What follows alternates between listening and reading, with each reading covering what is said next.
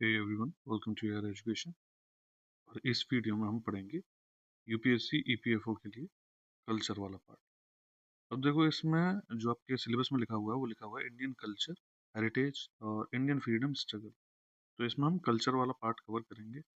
और ये वीडियो आप चाहे आरएएस की तैयारी कर रहे हो, यूपीएससी सीएसई की तैयारी कर रहे हो, सीएसई, या आप यूपी पीएससी की तैयारी कर रहे हो, या बीपीएससी की भी कर रहे हो, जहाँ पे भी आपका आर्ट एंड कल्चर पूछा जाता है, वो सब के लिए देख सकते हो आप। ये ऐसा नहीं होता है ना कि कहीं ये कल्चर बदल थोड़े जाएगा। ऐसा नहीं होगा कि यहाँ मंदिर कुछ और है, वहाँ कुछ और हो जाएगा। तो बेसिकली आप ये किसी की भी देख सकते हो, लेकिन ये मेंस के लिए नहीं होगा, क्योंकि इसमें मैं मेंस वाला कुछ डिस्कस करूंगा नहीं, क्योंकि उसमें क्या होता है कि पक्ष विपक्ष से देखना होता है। जब हम जैसे वो बात करते हैं विरासत की, तो विरासत के बारे में हमें संरक्षण भी देखना होता है, उसमें चुनौतियां देखनी होती हैं, तो वो सब चीज़ें एक मतलब थोड़ा डीप में जाना पड़ता है। ठीक, तो और अगर आप चाहो तो नोट्स बना सकते हो, वरना ये जो लिखा हुआ है पीडीएफ ये मैं दे दूंगा, अगर तुम्हें समझ आए मेरी हैंड राइटिंग तो। और क्योंकि साथ साथ मैं शायद लिखूं, अगर तुम्हें मेरी स्पीड स्लो लगे तो अपना तेज कर सकते हो। ठीक, तो चलिए शुरू करते हैं। तो सबसे पहली बात है कि संस्कृति यानी कि जिसको आप पढ़ने वाले हो कल्चर, उसे मतलब वो है क्या, किसे संस्कृति कहते हैं? तो वो है पर्यावरण का मानव निर्मित भाग। ऐसा किसने कहा है? ऐसा कहा है हर्स्कोविट्स ने। इस विद्वान का ये मानना है, इनका ये मत था कि पर्यावरण में जो मानव निर्मित भाग है वो है संस्कृति। अब पर्यावरण जैसे आप जानते हो कि अपने एनवायरनमेंट में पढ़ा होगा कि पर्यावरण कैसे बनता है। दो चीजें होती हैं, एक तो होता है आपका नेचुरल, दूसरा होता है मैन मेड। अब कोई ये कहे कि चिड़िया भी तो बनाती है घोंसला, तो भाई यहाँ मानव संदर्भ में पढ़ रहे हैं, संस्कृति के बारे में पढ़ रहे हैं, चिड़िया संस्कृति नहीं बना रही है। तो सिंपल टर्म्स में याद रखो कि एक तो हो गया आपका नेचुरल, दूसरा हो गया मैन मेड। और इसी मैन मेड जो पार्ट है, इसी को आप कल्चर कहते हैं, संस्कृति कहते हैं। ठीक है। अब मानव जो भी बनाएगा वो दो तरह की चीजें हो सकती हैं, या तो हो सकती है वो मूर्त, या हो सकती है अमूर्त। मूर्त का सेंस क्या है कि जो भौतिक है, मतलब जिसे आप जो जिसका फिजिकल एग्जिस्टेंस है। ठीक है, मतलब जिसको आप छू सकते हो। ठीक है। और अमूर्त मतलब जो विचारों के स्तर पर होता है। ठीक, जिसको आप अभौतिक कह रहे हैं। तो मानव दो तरह की चीजें बनाएगा। जैसे यही मैं एक एग्जांपल ले लेता हूँ, देखो। जैसे आप रहते हैं, जैसे आप हैं, मान लीजिए कोई भी एक व्यक्ति है, वो कोई भी जीवन शैली उसकी जैसे जी रहा है, तो एक निश्चित तरीके से जी रहा है। उसमें वो क्या करेगा, कुछ निर्माण कर रहा है जैसे। ठीक, और एक जीवन पद्धति को फॉलो कर रहा है, वो जिस तरह जी रहा है, तो वो क्या है, उसका उसकी सभ्यता है, वो उस तरीके से जी रहा है। ठीक है। सभ्यता बेसिकली जो होता है वो ये फिजिकल पार्ट होता है संस्कृति का। तो इसको भौतिक जो आप पढ़ रहे हैं ना कि भौतिक निर्माण जो होंगे मानव के द्वारा, उनको आप सभ्यता कह सकते हैं। और वहीं जो दूसरा होता है ना कि अमूर्त स्तर पर जिन विचारों को फॉलो कर रहा है, ठीक है, जो खान पान है उसका। मैं ये नहीं कह रहा हूँ कि खान पान मतलब जो दिख रहा है, वो विचारों के स्तर पर जो जो विचारों के द्वारा जो उत्पन्न हो रहा है कि मैं इस तरह का भोजन करूंगा, या मैं इस दिन उपवास रखूंगा। तो वो विचारों के स्तर पर जो चीजें हैं उनको आप अभौतिक कह सकते हैं, और इसी अभौतिक को संस्कृति कहा जाता है। बेसिकली ये जो क्या है कि ना, संस्कृति का क्लासिफिकेशन किया गया, तो इसमें मूर्त अमूर्त डाल दिया गया, तो फिर ये सभ्यता और संस्कृति इस तरह अलग हो जाते हैं। वास्तविक रूप में, मूल रूप में आप देखिए कि संस्कृति के बिना सभ्यता संभव नहीं है। जैसे एक सेकंड, मान लीजिए, ये समझिए कि ये जैसे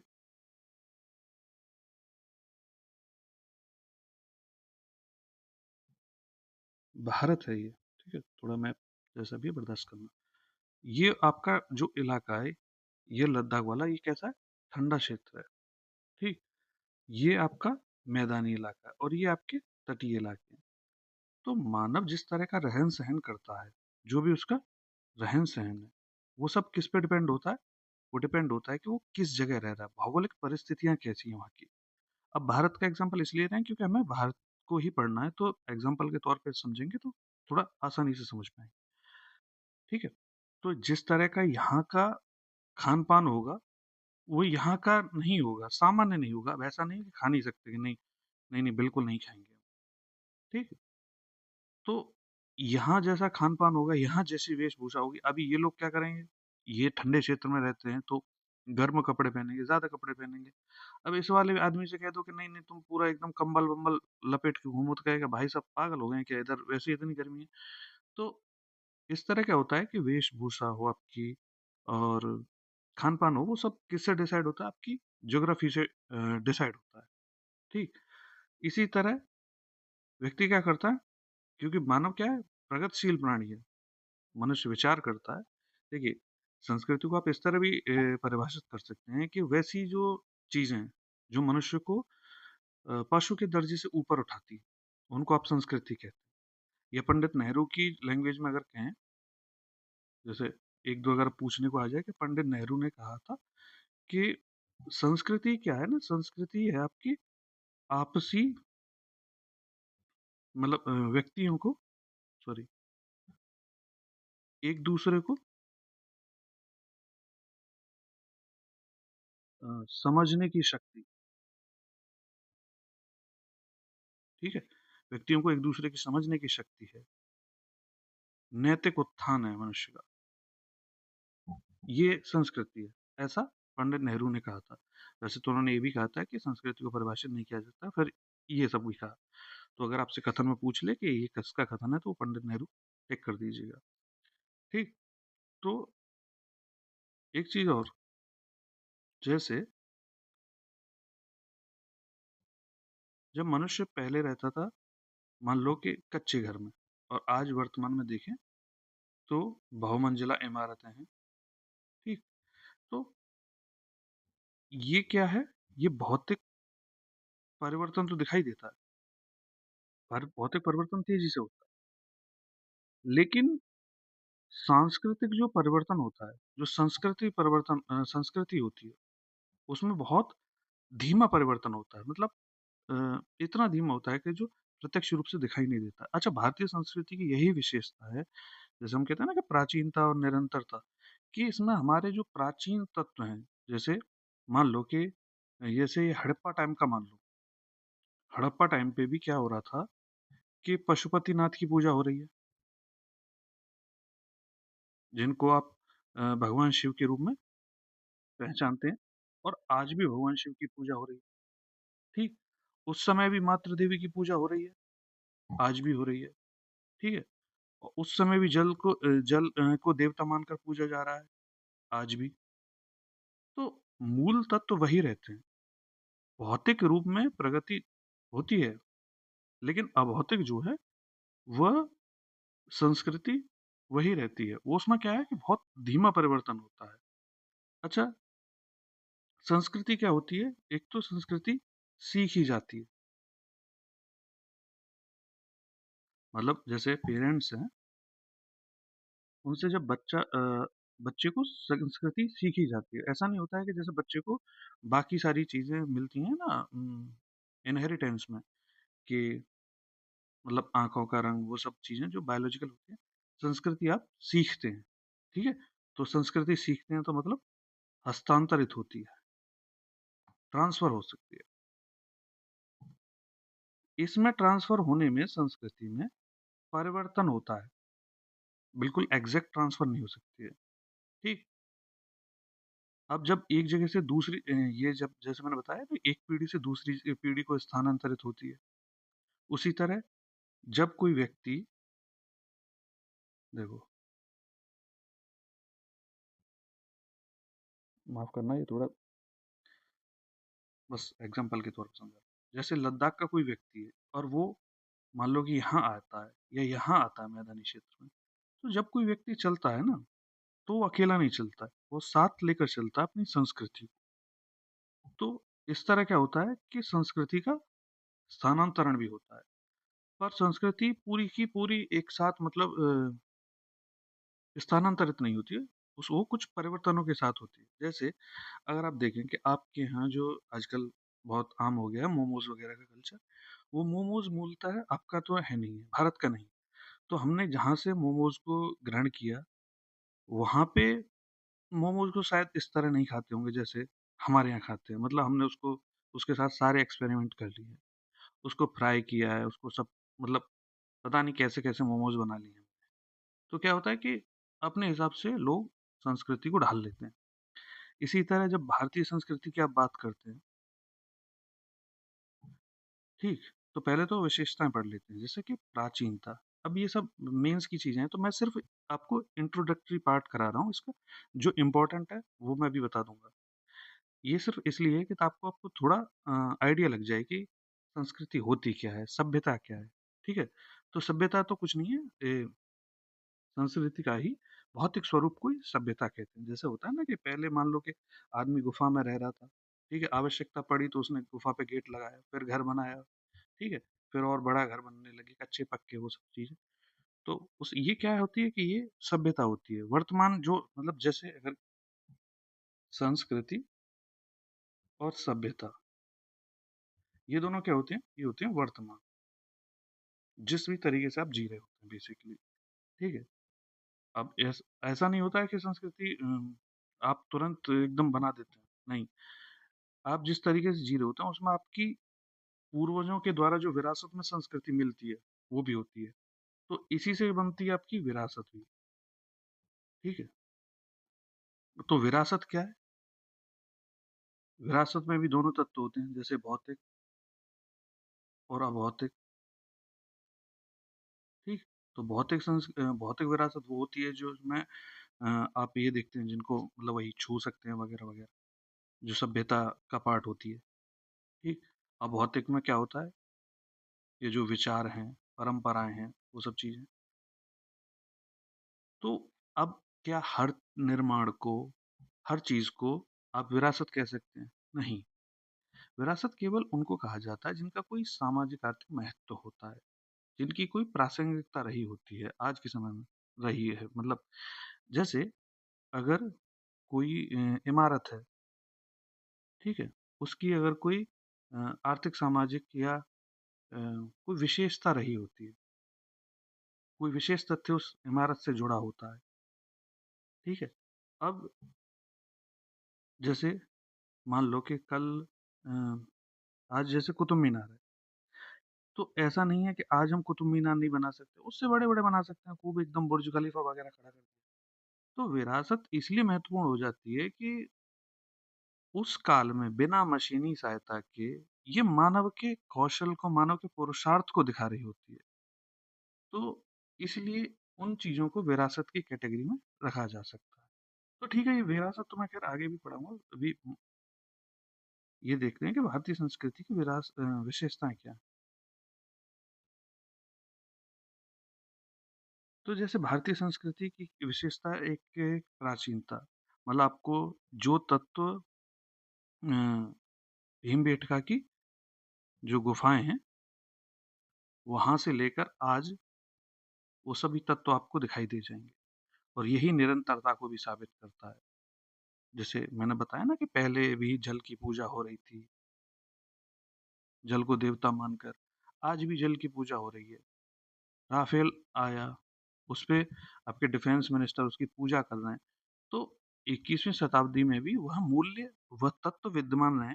तो ये प्राचीनता और भारतीय संस्कृति की निरंतरता को दिखाता है। ऐसा आपको किसी अन्य प्राचीन संस्कृति के संदर्भ में नहीं देखने को मिलेगा। जो भी प्राचीन भारत की संस्कृति के समकालीन थी, वो अपने मूल तत्व को आज वर्तमान में खो चुकी हैं। ठीक है, विविधता में एकता। अब ये सब चीजें ऐसी हैं जो आपको बाय कॉमन सेंस भी पता है कि भारत में क्या है। अब देखो वही है ना कि जैसे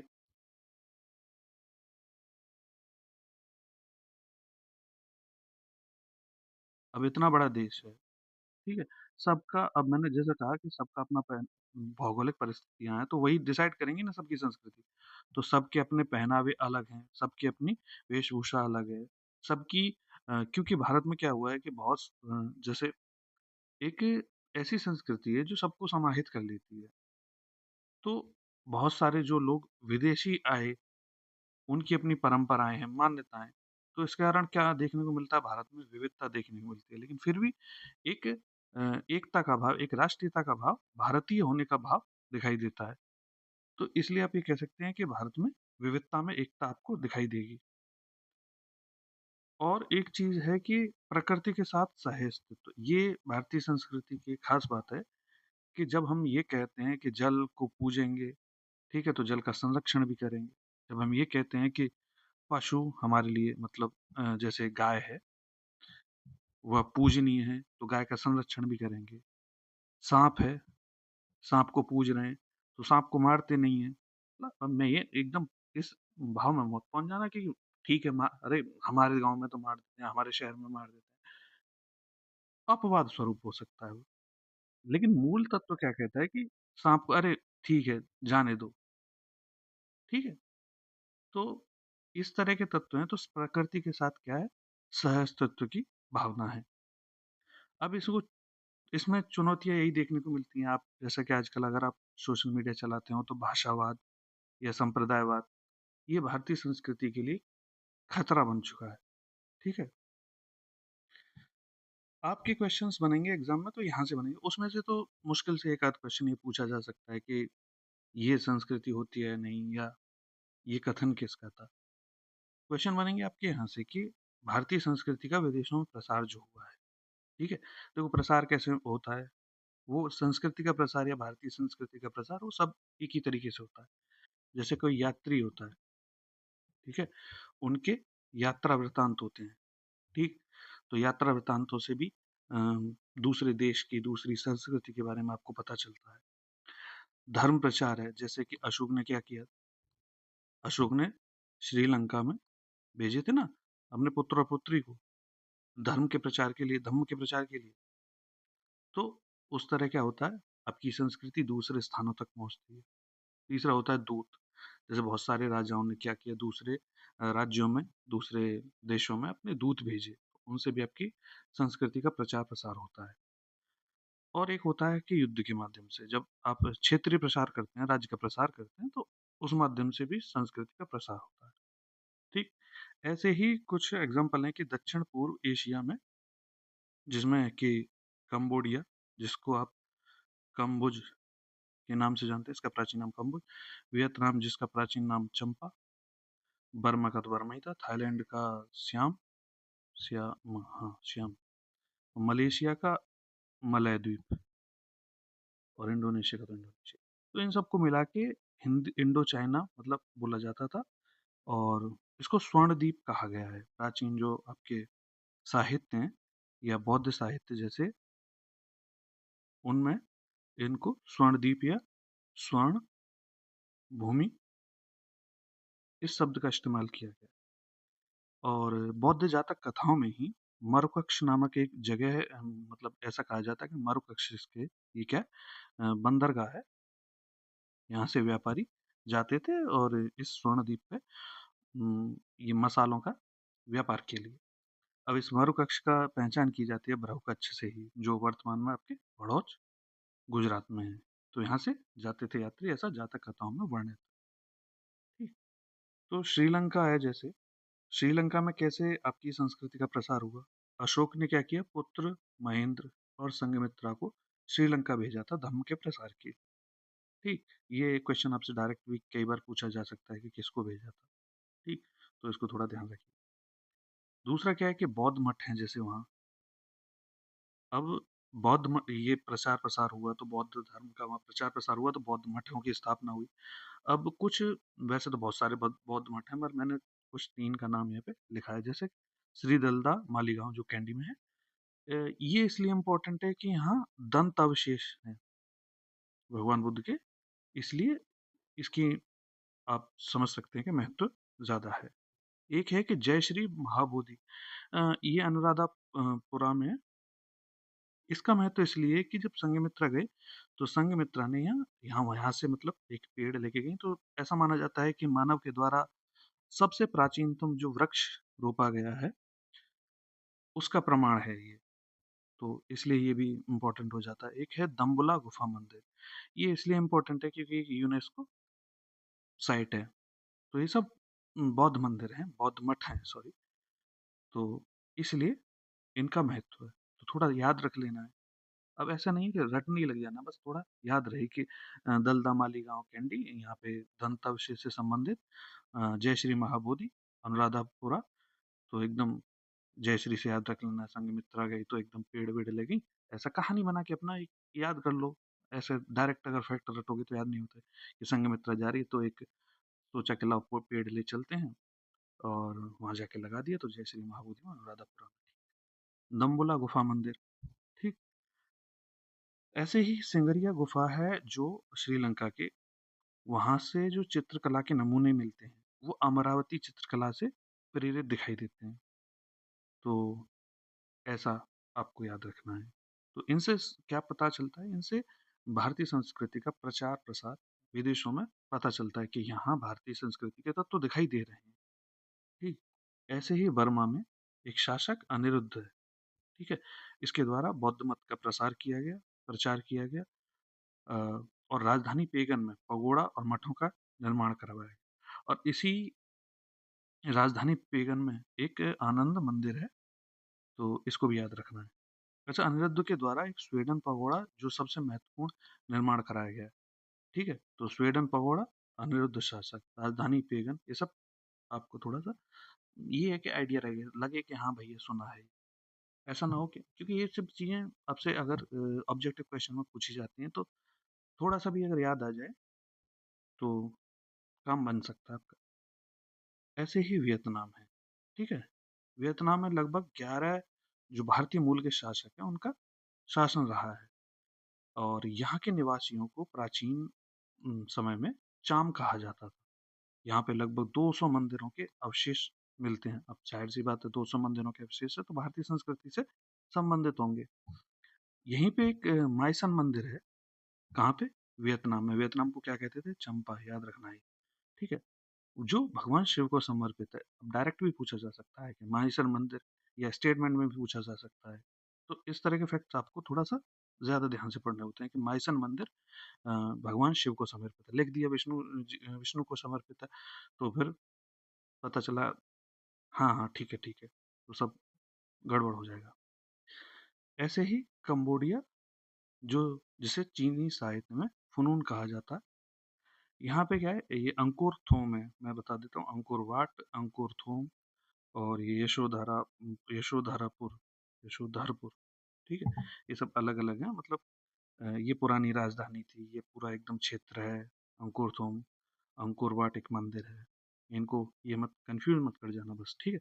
तो अंकोर थोम क्या है कि एक नगर है जो भारतीय शैली में जिसका निर्माण किया गया है। कहाँ पे है? कंबोडिया में है। दूसरा बात ये याद रखनी है कि 12वीं सदी में सूर्यवर्मन द्वितीय, इसने क्या करा?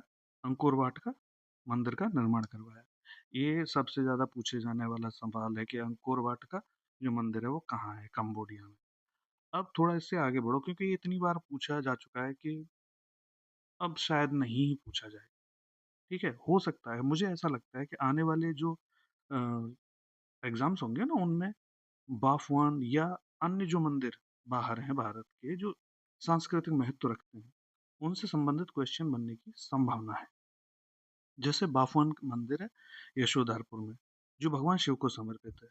अच्छा, सूर्यवर्मन द्वितीय से ये सवाल अभी भी बन सकता है, क्योंकि वैसे तो पूछा जा चुका है, खेमर वंश से ये संबंधित था। खेमर या खमीर, ऐसा KHMER, ऐसा कुछ उसकी स्पेलिंग है। तो खेमर बोलते हैं, कई जगह खमीर भी लिखा हुआ है। ठीक है, तो इनका वंश का नाम भी याद रखना है कि सूर्यवर्मन द्वितीय अंकोर वाट का मंदिर बनवाया था। इसी ये एक्चुअली मेरु पर्वत का प्रतीक है। थोड़ी सी बात बता दूं तो इसके बारे में, ऐसा क्या है, अ, जैसे ये मंदिर है ना, तो इसके चारों तरफ जैसे दीवार है, तो दीवारों पे क्या है? रामायण। और रामायण की क्या है कि उसका अंकन मिला। अंकन का मतलब है जैसे अंकन है, तो इसका मतलब ये नहीं होता है कि ऐसे लिखी हुई है। इसका मतलब है कि जो उसके दृश्य हैं, रामायण के दृश्य हैं, वो इस मंदिर की दीवारों पर उकेरे गए हैं। इसी तरह बाफान का जो मंदिर है, ये यहाँ पे भी कुछ इसी तरह के महाकाव्यों से संबंधित अंकन आपको मिलते हैं। ठीक। अ, अगला है कि मलेशिया में क्या है। मलेशिया में देखो भारतीय संस्कृति के बहुत सारे तत्व दिखाई देते हैं, पर एक जो प्रमुख है वो है संस्कृत शिलालेखों का मिलना, जिसमें से भी सबसे महत्वपूर्ण है लिगोर शिलालेख। ठीक। तो याद रखना कि लिगोर शिलालेख मतलब कहाँ से, मलेशिया से। ठीक। अगला है थाईलैंड। थाईलैंड में क्या है, खेमर मंदिर है। और यहाँ पे क्या है कि जैसे अगर आप बात वही चल रही है ना कि संस्कृति का प्रचार प्रसार हुआ विदेशों में, तो फिर आप बात भी करेंगे ना कि किस तरह हुआ है, कैसे पता चल रहा है। तो यहाँ के जो थाईलैंड के जो नगर हैं, उनका नाम आपको संस्कृत या अन्य ऐसी जो भारतीय भाषाएं हैं उनसे संबंधित मिलेंगे, जैसे श्री विजय या द्वारावती। अब कोई ये तो नहीं कह सकता कि नहीं नहीं द्वारावती अंग्रेजों के नाम हुआ करता था। ठीक है। तो थाईलैंड में खेमर मंदिर, श्री विजय, द्वारावती जैसे नगरों के नाम आपको दिखाई देते हैं, जो भारतीय संस्कृति से संबंधित होने का प्रतीक है। ठीक। ऐसे ही अगला है इंडोनेशिया। इंडोनेशिया में प्रबंधन मंदिर है जावा द्वीप पर, जो भगवान शिव को समर्पित है। ठीक। और यहाँ पे क्या है कि देखो जो पांडुलिपियां हैं उनका मिलना। ठीक है। और वो उन पांडुलिपियों का कावी लिपि में मिलना। और कावी लिपि का जो आधार है वो है ब्राह्मी लिपि, और ब्राह्मी लिपि का आधार यानी कि वो कहाँ की है, वो भारत की है। तो इस तरह ये माना जा सकता है कि इंडोनेशिया में भी भारतीय संस्कृति, भारतीय जो मूल तत्व है उनका प्रचार प्रसार रहा है, उनका प्रभाव देखा जा सकता है। इंडोनेशिया में एक और महत्वपूर्ण चीज है बोरोबदूर स्तूप, जो जावा द्वीप पर है। अच्छा, इस बोरोबदूर स्तूप की एक खास बात है कि विश्व का सबसे बड़ा बौद्ध विहार है। ठीक। तो ये आपको याद रखना है। सॉरी, बोरोबदूर स्तूप जावा में, विश्व का सबसे बड़ा बौद्ध विहार। ठीक। आगे बात करते हैं चीन के बारे में। तो चीन में तो देखो सबको पता है कि पूरा बौद्धिज्म का एकदम इन्फ्लुएंस है, और बुद्धिज्म का इन्फ्लुएंस है तो भारतीय संस्कृति का प्रसार है। हालांकि वर्तमान में चीन एथिज्म की तरफ बढ़ रहा है, पर हमें उससे मतलब नहीं है, हमें मतलब है कि था कि नहीं। ठीक है। तो दूसरी शताब्दी देखो, जितने भी ये प्रचार हुए हैं ना, वो पहली, दूसरी, इसमें ज्यादा हुए हैं। ऐसा नहीं है कि आगे नहीं हुए, हुए हैं। जैसे 9वीं शताब्दी में चोल शासकों द्वारा श्रीलंका में तमिल और भारतीय भाषाओं का प्रसार। ठीक है। तो मैं क्या कह रहा था कि सेकंड ईस्वी में मिंगते नामक एक शासक ने धर्मरक्षित और आचार्य कश्यप को वहाँ इनवाइट किया, तो ये लोग गए तो वहाँ पे फिर यहीं से भारत और चीन के संबंधों में आप देखेंगे कि कल्चर का, संस्कृति का आदान प्रदान शुरुआत होता है। और ऐसे ही करते करते एक तांग वंश है। इस वंश के शासनकाल में मत को या बौद्ध धर्म को सबसे ज्यादा संरक्षण प्राप्त होता है। इतना संरक्षण प्राप्त होता है कि इसको चीन का आप बौद्ध काल कह सकते हैं। ठीक है। चीन का बौद्ध काल। ठीक। तो तांग वंश, चीन का बौद्ध काल इसके समय, मिंगते जिसने धर्म रक्षित, और कश्यप मतंग आचार्य को वहाँ इन्वाइट किया। ठीक। साथ ही मैंने जैसा कहा कि यात्रियों के यात्रा वृतांत होते हैं, उनसे भी संस्कृति का प्रचार प्रसार होता है। फोर्थ सेंचुरी में चंद्रगुप्त सेकंड के टाइम पे फायान जो आया। ठीक। हर्षवर्धन के टाइम पे हिमसंग आया। और 7वीं शताब्दी में इत्सिंग का आगमन। तो इनको आप क्रम से भी याद रख सकते हो कि फायन, हिंसंग और इत्सिंग। तो इन सभी के आगमन से, इन सभी के यात्रा वृतांतों से भी भारतीय संस्कृति का प्रचार प्रसार देखा गया। अगला और अंतिम है तिब्बत, जिसको त्रिविष्टप के नाम से जाना जाता है। महाभारत में ऐसा उल्लेख है त्रिविष्टप नाम से तिब्बत के लिए, तो ये भी आपको याद रखना है। ठीक है। और इसको, जो कालिदास का एक ग्रंथ है रघुवंशम, उसमें भी त्रिवेष्टप के नाम से ही इसको जाना गया है। आचार्य अतीश दीपांकर जो विक्रमशिला विश्वविद्यालय था उसके कुलपति थे, आचार्य अतीश दीपांकर। उन्होंने तिब्बत की यात्रा की और वहाँ पे बौद्ध धर्म का प्रचार प्रसार किया। तो इस तरह भारतीय संस्कृति को आप आसपास के क्षेत्रों में प्रसारित हुआ देख सकते हैं। अच्छा, इसमें मैंने इतना ही रखा है, ठीक। इसमें से जो सवाल बनेंगे वो यहीं से बनेंगे, ज़्यादातर बनेंगे, और इनके क्वेश्चंस मैं अगली वीडियो में करा दूंगा, ठीक है, क्योंकि इनकी प्रैक्टिस भी मतलब मैं ही कराऊंगा जब, अगर मैं पढ़ाऊंगा तो।